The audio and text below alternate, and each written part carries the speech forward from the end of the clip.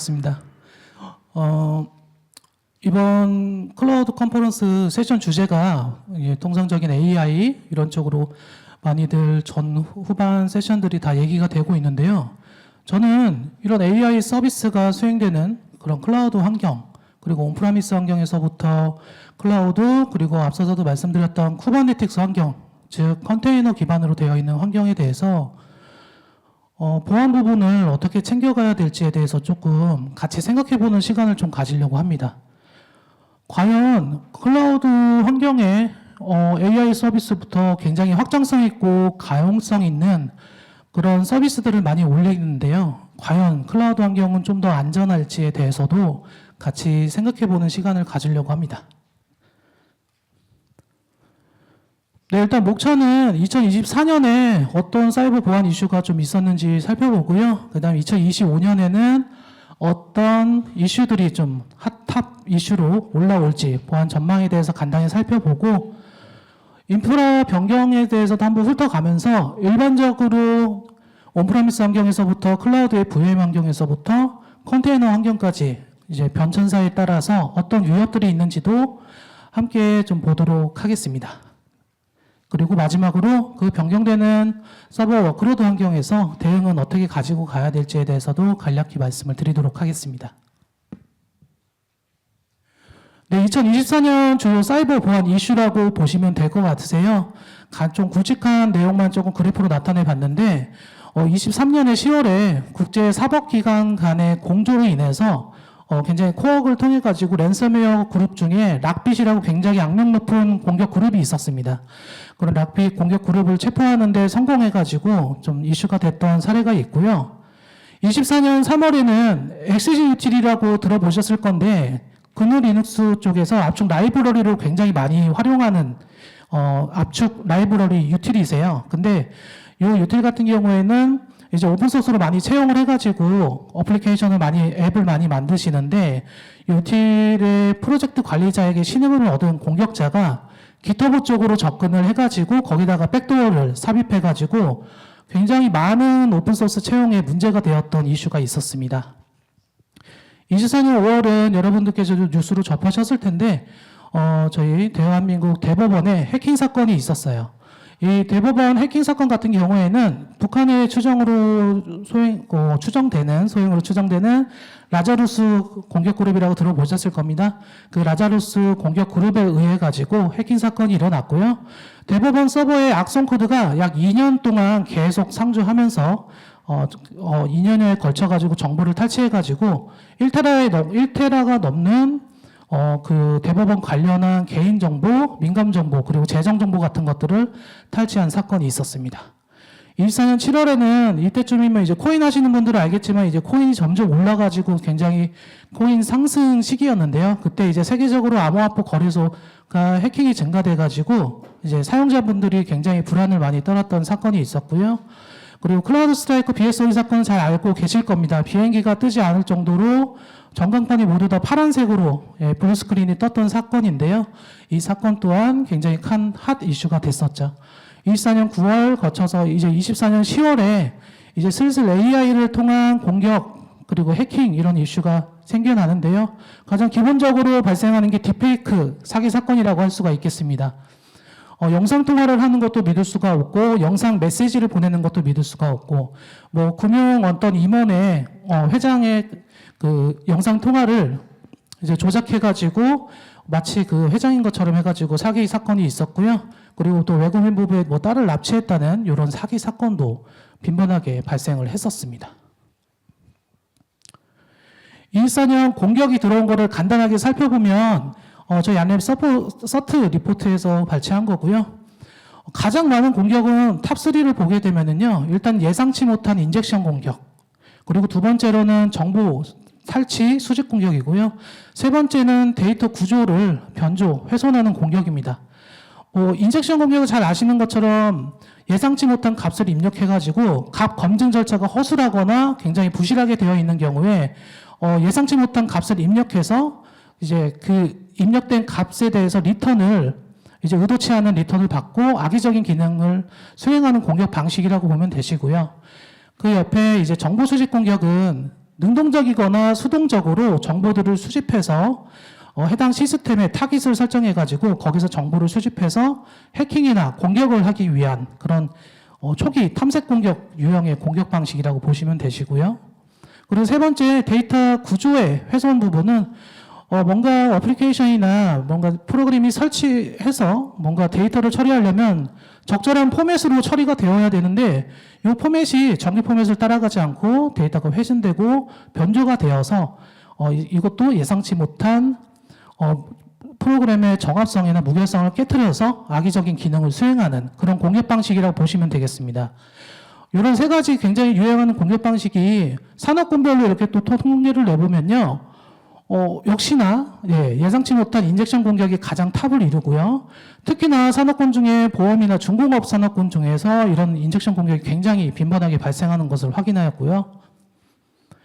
정보 탐색, 정보 수집 공격은 건설사나 법률 세무사 그리고 통신사 이런 데서 많이 발생한 것을 확인을 하였습니다. 네, 그리고 구조 훼손, 데이터 구조 훼손하는 부분은 게임 개발이나 전자, 반도체 이런 데서 문제가 많이 발생했는데 각각 산업군별로 어떤 공격 유형이 좀 자주 들어오는지 이런 것들은 좀 참고를 하셔서 내가 몸담고 있는 기업이나 기관이 어떤 산업군별로 어떤 보안 전략을 세워야 될지에 대해서도 조금 생각을 해봤으면 좋을 것 같습니다.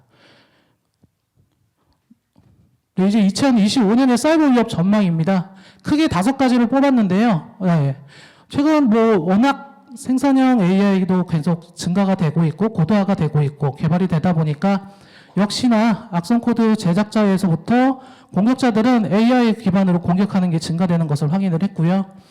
그리고 공급망 공격이 증가되는 부분, 클라우드와 또 IoT 디바이스가 워낙 확대되다 보니까 이 또한 취약점도 확대가 되고 공격 표면도 확대되는 것을 확인할 수가 있었습니다. 그리고 사이버전과 핵티비스트인데 올해도 역시나 러시아와 우크라이나 전쟁도 있고요. 중동 간의 지역 분쟁 등 이런 것 때문에 적대 세력 간의 사이버전이나 핵티비스트를 통해 가지고 공격을 수행하는 것이 더 증가될 걸로도 예상이 되고요. 마지막은 여러분들께서도 엄청 잘 아시는 항상 매년 통계를 뽑아보면은 항상 탑 위치를 차지하는 랜섬웨어라고 할 수가 있겠습니다. 그러면 2025년에 각각 하나씩 살펴보도록 하겠습니다. 처음 AI 공격인데요. AI 기술이 발전되고 이제 확장성 이런 굉장히 순작용적으로 기술이 개발되는 것도 좋겠지만 이런 또 공격자들은 또 이 AI 기술을 악용해가지고 활용을 하게 됩니다. 결국은 생성형 AI 기술이 점점 발전하면서 AI는 이제 산업적으로 점점 발전을 시키고 있지만 공격자들은 이 AI를 활용해가지고 사회공학 기법이나 또는 취약점 탐색하는 부분 그리고 악성 코드도 좀 더 고도화를 시킵니다. 어떻게 하냐면 이런 사회공학 기법도 AI 기술을 활용해가지고 타깃의 언어나 심리 상태 그리고 그런 상황 같은 것들을 고려해가지고 딥페이크 기술을 활용해가지고 사기를 수행하거나 공격을 수행을 하게 되고요.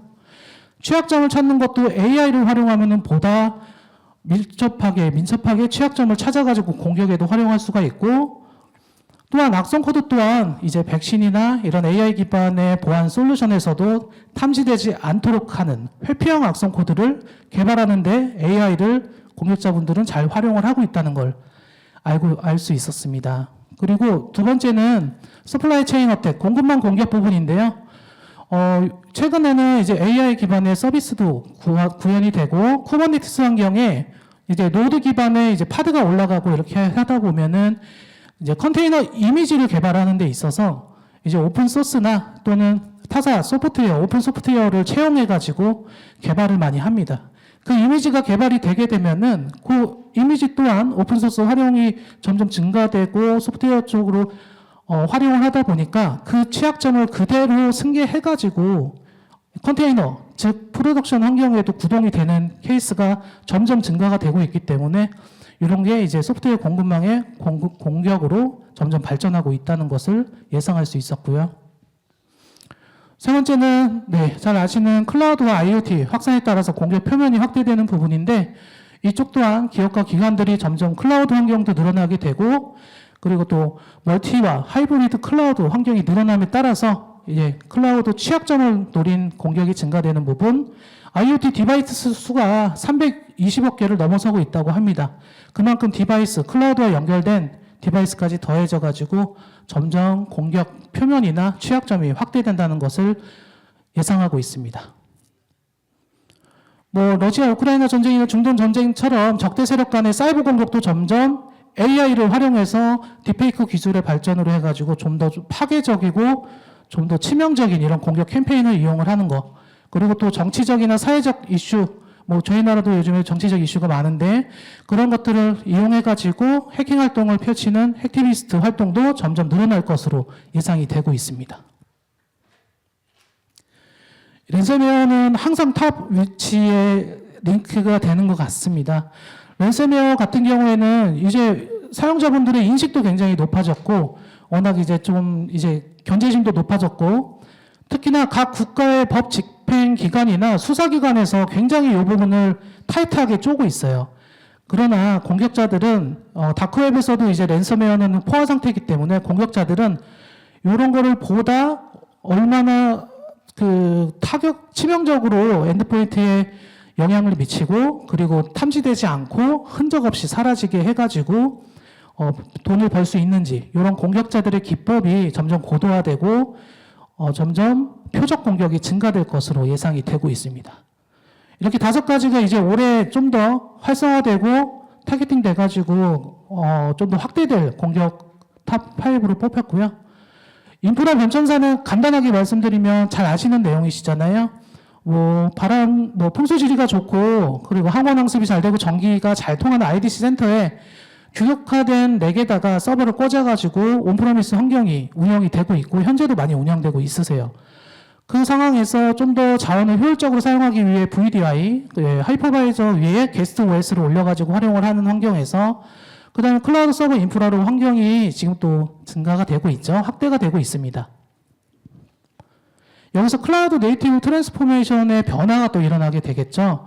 일반적인 클라우드 환경에서 VM 환경이 아니고 요거를 컨테이너 기반으로 각각 앱들을 좀 모듈화 해가지고 API 통신을 통해서 좀 더 정교하게 민첩하게 서비스를 수행하기 위해서 쿠버네티스 환경, 여러 가지 컨테이너들을 오케스트레이션 하려면 오케스트레이터가 필요한데 사실상 표준이 쿠버네티스가 되어서 쿠버네티스 환경과 그리고 해당 생산 서비스를 수행하는 서버도 우리가 직접 관리하지 않겠다 해서 서버리스 컨테이너 환경까지 확대가 되고 있습니다.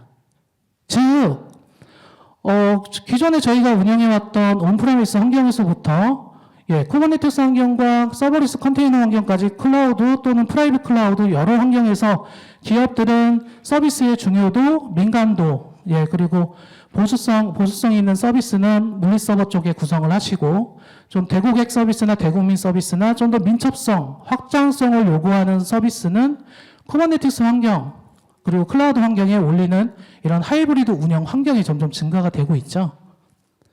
그래서 이런 클라우드 환경이 정말로 안전할지 뭐 서비스 가용성도 중요하겠지만 보안적으로 안전한지 한번 실험을 해봤습니다. 약 2주간에 걸쳐가지고 티팟이라는 좀 허니팟 컨테이너 세트로 구성된 거를 AWS 아시아 태평양 서울 리전에다가 퍼블릭 클라우드의 환경을 구성했고요.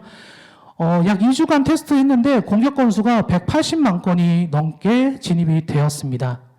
그러면 요거를 한번 좀 섹션별로 좀 체크를 해보면 국가별 공격 건수 같은 경우에는 미국하고 영국 그리고 남아프리카 공화국 그리고 러시아 그리고 중국 이런 데가 탑 5, 탑 6를 차지를 했고요. 이런 데는 이런 공격 같은 경우엔 통상 공산주의 국가에서 많이 일어나는데 공산주의를 이제 시발점으로 하지 않고 중간 국가나 이런 데를 좀 포워딩 해가지고 공격을 하기 때문에 영국이나 미국이 조금 더 나온 걸로 예상이 되고요. 뭐 노은어택이나 대규모 스캐너 공격 그리고 봇이나 크롤러 공격 같은 것들이 지속적으로 들어오는 것을 확인할 수가 있었습니다. 그러면은 두 번째는 그러면 이렇게 국가별로 들어오는 공격이 뭐 FTP나 잘 사용하시는 서버에서 통상적으로 사용하는 서비스들이죠. 뭐 MS SQL, 뭐 TFTP 이런 서비스로 진입할 때 계정은 뭘로 트라이를 하는지 확인을 해봤더니 네, 여기서도 여러분들께서 자주 사용하셨던, 지금은 이렇게 사용하지 않으실 거라고 믿고요. 네, SA나 뭐 어나이머스, SQLA, 루트 이런 것들로 역시나 있다는 것을 확인할 수 있었고, 패스워드 키워드 또한 굉장히 익숙한 패스워드로 들어오고 트라이하는 것을 확인할 수가 있었습니다. 그럼 이런 공격자들이 왜 아직도 이렇게 10년, 20년 전 패스워드와 아이디를 가지고 계속 보수로 돌리면서 이렇게 트라이를 할까요? 전 세계적으로 그만큼 이렇게 취약한 서버 환경, 클라우드 환경이 많다는 겁니다. 이게 먹히니까 지금도 돌리고 있겠죠. 네, 그리고 SSH나 그리고 텔넷 같은 계정 접속 압축 코드 수집하는 부분인데 이쪽도 굉장히 익숙한 아이디랑 패스워드가 확인이 되실 거고요. 조금 특이했던 게 이게 중간에 3, 4, 5, 뭐 GS 이런 많은 트라이가 있었던 것들 제외하고는 뭐 1, 2, 3, 어드민, 패스워드 이런 식으로 굉장히 익숙한 공격 문구로 들어온 것을 확인할 수가 있었습니다. 그러면 SSH나 텔넷으로 접근을 시도해서 성공을 한 거는 명령을 뭘 내릴까 살펴봤더니 역시나 uname-a나 캣으로 해서 프록시 CPU 인포를 확인하는 부분, 이런 부분처럼 타겟되는 해당 서버에 정보들을 사전 수집하는 사전 탐색 공격으로 활용되는 커맨드를 많이 활용할 수가 있었고요. 악성 코드도 이제 살살 이렇게 심어놓고서 가는데 굉장히 익숙한 정상 프로세스인 것처럼 보이는 파일 네임으로 악성 코드를 심어놓고 가는 것을 확인할 수가 있었습니다. CV 취약점 또한 모니터링을 해보면은 굉장히 조금 시간이 지난 CV 2006년 2369 취약점이 있는가 하면은 2020년 비교적 최신이죠. 2020년, 2021년 이런 CV로도 굉장히 공격이 많이 들어오는 것을 확인할 수가 있었습니다. 그리고 들어오는 내용을 보면 뭐 VNC 서버 취약점이나 이런 것들로 많이 트라이 하는 것을 볼 수가 있었습니다. 여기까지는 일반적으로 뭐 온프라미스 환경에서부터 클라우드 VM 환경까지 충분히 있을 수 있는 위협이라고 볼 수 있고요. 과연 최근에 AI 서비스부터 여러 가지 가용성, 확장성을 가진 서비스를 올릴 때 타겟팅 공격, 컨테이너 기반의 공격에서는 어떤 공격들이 있는지 좀 살펴보도록 하겠습니다. 리눅스 99%라고 되어 있는데 과거에는 온프라미스 환경이나 이럴 때는 윈도우 서버가 굉장히 많이 운영이 됐었는데 최근 컨테이너 환경도 증가가 되고 또 라이선스 프리한 거 그리고 OS의 확장성 같은 것들이 리눅스가 굉장히 유연하기 때문에 리눅스가 그만큼 증가가 됐고 리눅스 환경이 많아지다 보니까 공격자들이 리눅스 쪽으로 눈을 돌리기 시작했습니다. 간단하게 컨테이너 기반의 위협들을 조금 살펴보면요. 네, 도커 레스트 API 취약점을 이용해가지고 공격자는 특정 포트를 이용해가지고 API 쪽 명령을 내리기 위해서 스캐닝을 해서 해당 포트의 인증 절차가 없는 경우에는 바로 접근을 해가지고 이렇게 프로덕션 환경에다가 기존에 운영되고 있는 컨테이너를 변조시키거나 또는 악의적인 컨테이너를 신규로 또 프로비저닝 해가지고 이렇게 띄워가지고 프로덕션 환경에 돌아가게 합니다. 그러면은 정작 보안 담당자나 IT 인프라 담당자들은 컨테이너를 땡겨서 컨테이너를 이제 런타임 상태로 프로덕션 환경으로 운영을 하고 계신데 정작 저렇게 악의적인 컨테이너가 뭐 디도스 에이전트 역할을 하거나 코드 마이너 역할을 해도 모른다는 거죠. 네. 정상적인 두 번째가 이렇게 정상적인 도커 이미지, 도커 허브의 화면인데요. 정상적인 도커 이미지로 이렇게 가정해가지고 악성 도커 이미지를 올리는 공격자들도 굉장히 많습니다. 요즘에는 조금 줄었을지 모르겠는데요. 저는 굉장히 컨테이너의 기본적인 부분을 다시 한번 짚어드리고 싶었어요. 공격자가 도커 허브나 이런 퍼블릭 레지스트리 저장소에다가 악의적인 이미지를 올려놓거나 또는 최근 CI/CD에 현대화 어플리케이션을 개발자분들이 개발을 하는데 오픈소스나 오픈 소프트웨어를 채용해서 컨테이너 이미지 형태로 만듭니다. 그런 것들을 그대로 별다른 절차 없이 프로덕션 환경에 이렇게 컨테이너로 풀로 당겨가지고 런타임을 하게 되면 결국은 모든 악의적인 기능을 수행하는 컨테이너들이 함께 프로덕션 환경에 돌고 있다는 거고요.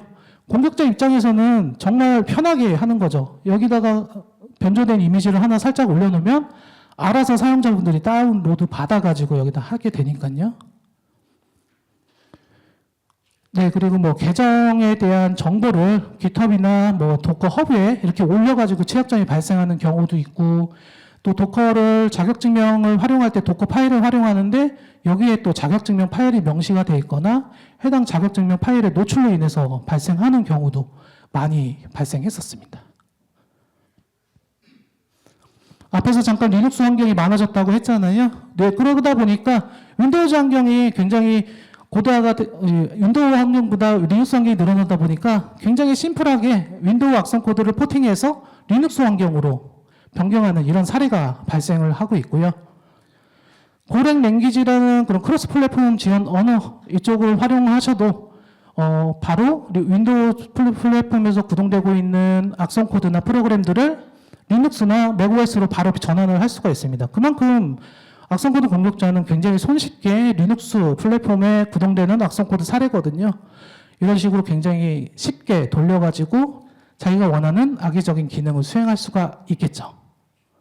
도커 이스케이프 취약점도 조금 염두에 두셔야 되는데, 기본적으로 잘 알고 계시는 컨테이너는 격리된 공간으로 격리 상태를 제공을 하지만, 이 도커 이스케이프의 런시 취약점에 노출이 되게 되면은 격리 공간이 컨테이너가 호스트 OS의 파일 시스템에 접근을 할 수 있게 돼가지고 기본적으로 접근 불가한 그 격리를 깨서 시스템에 문제를 전체적으로 발생시킬 수 있는 이런 취약점도 존재하게 됩니다. 그래서 앞서서 설명드린 부분도 있고, 컨테이너 이미지에 뭐 이미 취약점이 있거나 뭐 악성 코드가 보유가 되어 있거나 실 런타임 환경에서의 취약점 문제도 있을 거고, 또 오케스트레이션의 취약점 문제, 또 네트워크 공격, 네, 취약점을 활용한 네트워크 공격도 굉장히 다반사로 일어나거든요. 과거에 서버와 서버끼리 내부 전위 공격이 발생했다면 이제 파드와 파드끼리도 전위 공격이 다반사로 발생하게 됩니다. 또 리눅스 코드의 악성 코드도 있겠고요. 컨테이너 특성을 이해한 보안 대응이 필요한데 이런 부분에 대해서 저희는 어떻게 준비를 하고 있는지 간단하게만 설명을 드리겠습니다. 결국은 서버와 클라우드 호스트 보안, 더 나아가서 클라우드 네이티브 보안, 이 두 가지 항목이 모두 다 보안 요구사항이 조금씩 차이가 있고 중복이 되겠지만 네이티브 환경의 보안 요구사항은 조금 다른 환경의 보안 요구사항이 추가적으로 필요하게 됩니다. 호스트 쪽은 악성코드 보안 대책에서부터 뭐 서버 특성 보안 대책 이런 문제들을 커버링 할 수가 있어야 되고요. 네이티브 환경 같은 경우엔 프로덕션 이미지 가시성, 그리고 현대화 어플리케이션으로 개발된 컨테이너 이미지가 이미 취약점을 갖고 악성 코드가 갖고 있다면은 요거는 그대로 컨테이너 형태로 구동을 하게 되면은 프로덕션 환경에도 계속 문제가 발생하는 거죠. 흔히들 보셨던 뭐 온프라미스, VM 환경, 일반적인 호스트 환경, 네, 그리고 쿠버네티스 매니지드 환경 이렇게 구성이 되어 있는데 한번 잘라봤어요. 어떤 기업들이 있을까 확인해 봤더니 일반적인 온프라미스나 VDI, VM, 베스트 VM 환경, 그리고 뭐 일반적으로 CSP에서 제공하는 EC2 인스턴스, 뭐 VM 환경, 이런 환경들은 서버 악성 코드 감염 위협에서부터 취약점을 이용한 내부 전위 공격도 있을 거고, 뭐 무결성 손상 이런 오류도 있을 건데요. 여기서 컨테이너 환경으로 확대를 해보면 제일 처음 이미지 레지스트리에 저장되는 컨테이너 이미지에 대한 오염이 굉장히 문제가 되고 있습니다. 다소 오픈소스가 또 채용이 되다 보니까 컨테이너 이미지 자체가 취약점을 갖고 있고 악성 코드가 포함된 상태로 이미지가 만들어지게 되면은 요거는 그대로 런타임 환경까지 확대돼가지고 런타임 쪽에 다양한 문제가 발생할 수 있겠죠. 데모셋 기반으로 악성 코드가 배포가 되고 또 악성 컨테이너가 실행되고 또 공공면 공격으로 활용이 될 수가 있고요. 또 네트워크 취약점을 이용해서 파드와 파드 간의 이동, 이런 공격들이 활성화가 돼서 굉장히 큰 문제를 야기할 수가 있게 됩니다. 특히나 앞서서 레지스트리 쪽의 이미지 보안이 굉장히 중요하다고 했는데요. 잘 알고, 어느 정도 알고 계시는 CI/CD 프로세스를 간략히 표현한 거라고 보시면 되는데, CI 툴에서 이제 어플리케이션이 개발이 돼서 이미지 형태로 저장이 되면 컨테이너 이미지 저장소에 저장이 될 텐데, 이거를 이제 오케스트레이션의 명령에 따라서 파드 안에 컨테이너 형태로 구동을 하게 될 건데요. 이미지가 이미 오염된 이미지가 구동이 된다면 해당 컨테이너도 계속 오염된 상태로 프로덕션 환경까지 확산이 된다는 것을 알고 계시면 좋을 것 같습니다. 그래서 호스트 보안 쪽은 어느 정도 잘 아시는 것처럼 컨테이너 보안 쪽도 가장 기본적인 것부터 준비가 되어야 할 것 같으세요. 가장 첫 번째, 쿠버네티스 환경 같은 경우에는 인프라 팀에서 이제 보통 인프라 환경을 구성하고 클라우드 환경을 구성을 하게 되는데, 보안팀이나 인프라팀 쪽에 좀 더 가시성 있게 쿠버네티스 환경의 특정 클러스터 안에 어떤 리소스들이 있고 파드에 컨테이너가 몇 개가 있고 그 컨테이너가 어떻게 악성 코드 이슈가 있는지 또는 취약점 이슈가 있는지 그런 것들을 한 번에 확인할 수 있는 그런 가시성을 갖게 하는 게 굉장히 중요하고요. 두 번째는 아까 말씀드린 것처럼 이미지 레지스트리의 베이스 이미지에 대한 검사. 세 번째는 컨테이너 환경은 그냥 일반적인 호스트 환경처럼 과거의 에이전트 설치 방식보다는 컨테이너 환경에서는 매니페스트 야물 선언 방식, 코드를 선언해가지고 지속적으로 보안 기능을 유지 관리할 수 있도록 환경을 구성해 주시는 것이 굉장히 중요한데요. 그래서 이렇게 하이브리드 환경을 간략하게 나타낸 환경에서 앞서서 설명드린 것처럼 그런 보안 위협이 존재하는 경우에 물리 서버에서부터 가상 서버, 그리고 쿠버네티스 클러스터, 이미지 레지스트리 부분, 서버리스 컨테이너까지 전체적으로 물리 서버와 가상 서버 환경은 에이전트를 설치해서 보안 기능을 활성화시켜주고 쿠버네티스 클러스터의 파드 환경에서 워커 노드 환경에서는 데몬셋 파드라고 해서 쉽게 말씀드리면은 아파트 동마다 경비원을 하나 세워서 안에 악의적인 사용자가 상주하고 있는지 또는 악의적인 사람이 이사를 해 오진 않는지 경비원을 하나씩 둔다고 보시면 되고요. 노드마다. 이게 데몬셋 형태라고 보시면 되고, 서버리스 컨테이너 같은 경우에는 아무래도 공간이나 권한이 조금 제약적입니다. 그렇기 때문에 서비스 컨테이너 같은 경우에는 사이드카 컨테이너라는 오토바이의 바로 옆에 이렇게 조수석처럼 있는 그런 기능으로 각각 서비스 컨테이너 파드마다 사이드카 컨테이너를 붙여가지고 보안 기능을 구현하는 것이 굉장히 효율적이고 또 노드 간의 커널에 대한 치명적인 오류 이런 것들이 발생하지 않기 때문에 하나의 노드에 수많은 파드들을 구동할 때 여러 가지 서비스가 한 번에 장애나는 것을 막아줄 수가 있습니다. 네, 그래서 저희 안랩에서는요, 이것을 안랩 CPP, 클라우드 프로텍션 플랫폼 매니지먼트라는 부분을 통해 가지고 물리 서버에서부터 VDI 환경, 그리고 일반적인 CSP 클라우드 서버 인프라 환경, 그리고 쿠버네티스 환경과 나아가서 서버리스 환경, 파게이트 환경까지 전체적으로 지원을 하는 안랩의 CPP 매니지먼트 플랫폼을 출시를 했고요. 지금 현재 많은 고객사에서 설치를 해가지고 운영을 하고 계십니다. 통상 이렇게 지금 호스트 환경 고객사 쪽은 한 400여 군데, 500여 군데 고객사들이 지금 사용을 하고 계시고요. 쿠버네티스 환경과 이쪽 이제 MSA 환경으로 가게 되면서 이쪽에 대한 환경도 지금 도입을 검토를 하고 계십니다. 제가 앞서서 2024년, 2025년 보안 이슈에 대해서 조금 설명을 드렸고 변경에 따라서 호스트 쪽에 어떤 문제가 있었는지 그리고 컨테이너 기반에는 어떤 보안들을 조금 주의를 해야 되는지 좀 설명을 드렸고요. 저희 안랩은 그런 굉장히 점점 증가되고 있는 하이브리드 클라우드 환경에서 어떤 보안 기능을 제공하고 보안 커버리지를 통합적으로 제공해 드리는지 간단하게 설명을 드렸습니다. AI 서비스 구현하는 데 있어서 이제 클라우드 환경도 계속 구성을 하실 거고 확장성 있는 환경을 구성을 하실 건데 저희도 계속 연구 개발을 계속해서 저희 안랩도 계속 안전하게 운영하실 수 있고 활용하실 수 있도록 최선을 다할 수 있도록 하겠습니다. 이렇게 긴 시간 경청해 주셔서 너무 감사드립니다. 고맙습니다.